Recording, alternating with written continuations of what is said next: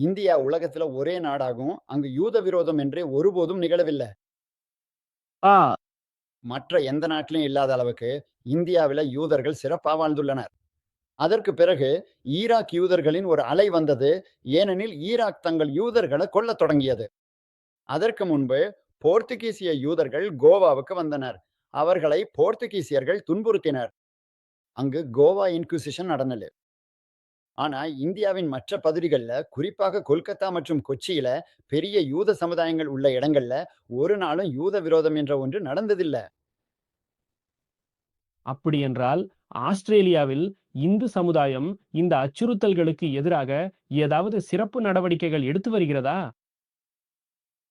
நாங்கள் செய்யக்கூடிய ஒரே விஷயம் என்னவென்றா, எங்கள் கோவில்களுக்கு சுற்றிலும் பாதுகாப்பை அதிகரிப்பது. அதை நாங்கள் செய்து வருகிறோம். மேலும் அந்த பிரச்சனைய நாங்க கவனிச்சு வருகிறோம். ஆனா தற்போது அந்த பிரச்சனை யூத சமுதாயம் மற்றும் முஸ்லிம் சமுதாயம் இடையே உள்ளது. ம். அ, அப்படி என்றால், எங்களால் முடிந்தவரை அவர்களுக்கு நெறிப்பூர்வமான ஆதரவு அளிப்பதைத் தவிர, இப்போது வேறு எதுவும் செய்ய முடியவில்லை. ஆனா எல்லாரும் கவலையுடன் இருக்கிறார்கள். ஏனெனில் அவர்கள் யூதர்களை தேடி வருவார்கள், நம்மையும் தேடி வருவார்கள் என்று நமக்கு தெரியும்.